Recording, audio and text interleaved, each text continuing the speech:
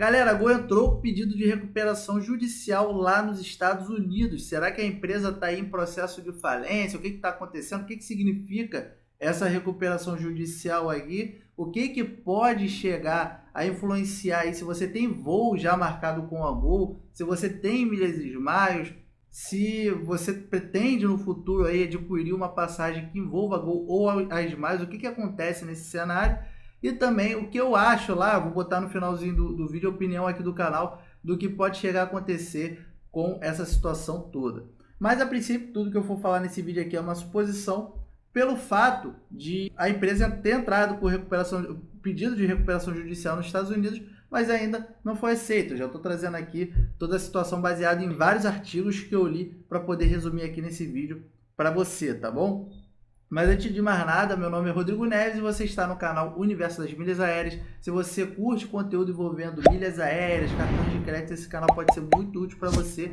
Já aperta aí no inscreva-se para aproveitar conteúdos futuros e também, claro, o desenrolar dessa história aqui, que está apenas no início envolvendo a recuperação judicial. Mas indo para o assunto do vídeo, só antes também coloque nos comentários aí o que você acha da recuperação judicial aqui da Gol, se tu acha que ela vai safar que nem a Latança fosse, tu acha que ela vai se enrolar, bota aí a sua opinião e nesse vídeo aqui eu vou tentar trazer a minha opinião, a minha interpretação sobre esse assunto. O que acontece? A Gol, ela estava com uma dívida gigantesca, né? A dívida estava estimada aí em 20 bilhões e boa parte dessa dívida aí estava sendo, né? Tem vários fatores que envolvendo essa dívida, mas a maior parte seria ali com locação de aeronaves, com juros altos e tudo mais, estava impactando ali no fluxo de caixa da empresa. E aí a empresa resolveu, por estratégia, entrar com recuperação judicial lá nos Estados Unidos.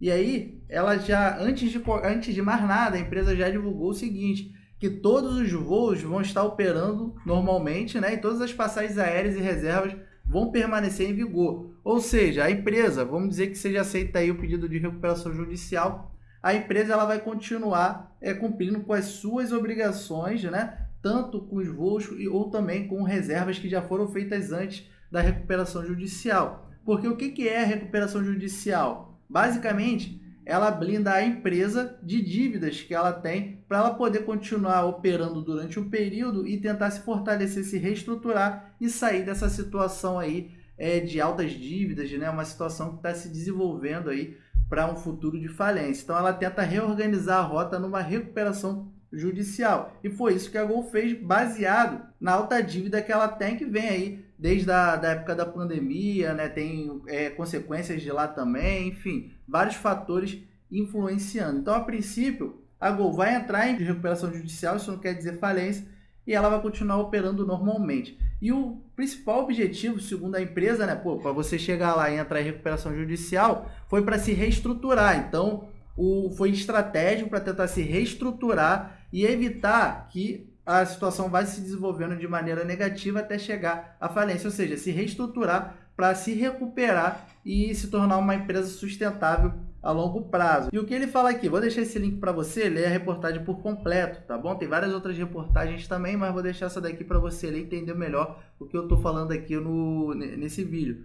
Mas esse processo de reestruturação, né, segundo o representante lá da Gol, pretende otimizar a Gol para sustentar o crescimento. Então, estão recalculando rota. Ele fala aqui que não deve reduzir aeronaves em serviços, ou seja, se isso daqui acontecer, é claro que não vai ter muita mudança nas rotas, assim, diminuição de rotas e tudo mais. Vamos ver se vai ser assim mesmo que vai acontecer, né? Ele fala que o foco dessa recuperação judicial é endereçar os passivos durante esse período e organizar o fluxo de caixa daqui para frente, né? Então, você vê que pelo que está sendo dito aqui, é algo estratégico que está acontecendo para evitar que a empresa continue nesse ritmo aí negativo de aumento de dívida e, claro, chegando a um momento aí que pode chegar a falir, tá bom? Outra coisa relevante também é que ao mesmo tempo que a Gol entrou em recuperação judicial, ela anunciou aí quase $1 bilhão só de financiamento para poder sustentar a reestruturação da empresa nesse período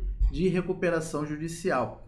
E também ela entrou lá nos Estados Unidos, mas pode chegar a entrar aqui no Brasil também, justamente para bloquear processos judiciais de credores aqui nacionais, tá? E aí pegar esse período para se reestruturar. Mas o que acontece aqui? Quem acompanhou ali na época da pandemia viu que aconteceu exatamente a mesma coisa com a Latam, né? Eu peguei uma reportagem aqui da época que a Latam ela ficou entre 2020 e 2022 em recuperação judicial. Foi bem ali no início da pandemia. A Latam, pô, já acabou, parou a aviação, a empresa já estava patinando aí chegou e, pô, os aviões todos parados, né? E a partir de maio de 2020, por estratégia, a empresa também entrou com recuperação judicial lá nos Estados Unidos, justamente com foco em reorganizar as finanças, conseguir se reestruturar e sair bem depois da reestruturação, e deu certo, porque ela saiu em 2022 e voltou com uma dívida menor do que a dívida que ela tinha anteriormente. Foi o exemplo de recuperação judicial que deu certo e a gente pode ter um pouco mais de esperança envolvendo ali a Gol. Porque também a gente tem que pensar o seguinte, tem um pessoal aí que, pô, não gosta de empresa X ou Y, aí fica falando, pô, empresa tal tem que falir. Só que a gente tem que pensar que a gente tem 3 grandes empresas nacionais aqui, pensando nos voos nacionais. Se uma fale, a gente só vai ter 2. Então, assim, a gente já paga caro na passagem por falta de concorrência, tá? Porque a gente só tem 3 grandes empresas. Se uma falha, por exemplo, a recuperação judicial da Gol não é aceita e vai à falência, ou simplesmente ocorre a recuperação judicial e não dê certo por algum motivo, aí a gente vai ter 2 grandes empresas aqui e automaticamente o preço vai subir das passagens aéreas. A gente vai pagar mais caro. Quanto menos concorrência, mais caro a gente paga. Assim que funciona.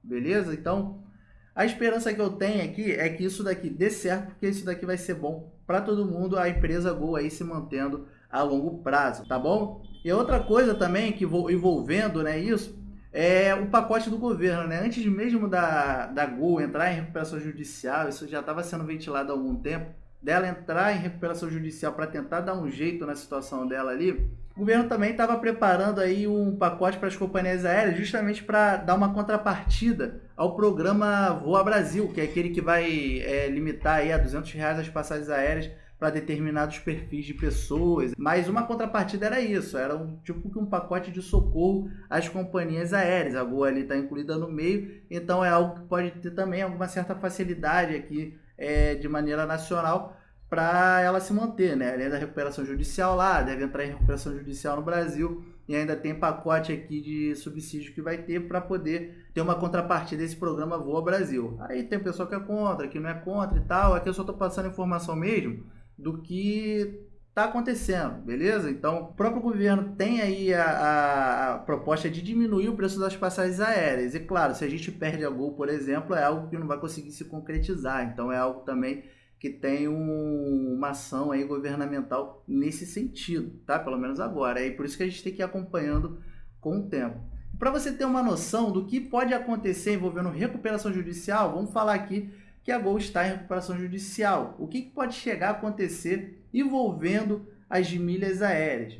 Quando a Latam entrou em recuperação judicial lá em 2020, teve uma mudança radical no perfil das promoções envolvendo milhas aéreas. As promoções vieram muito agressivas, né? Que é algo que dá dinheiro, então a companhia aérea estava usando o programa ali para levantar a caixa, seja pela recuperação judicial, seja pela pandemia, beleza? Então, a gente tinha promoções muito agressivas, ó. Se você for ver, a gente teve uma bumerangue lá em 2020 que deu 163% de bônus real. Hoje em dia, 40% de bônus é muito. Naquela época lá, deu 163%, claramente, para levantar caixa.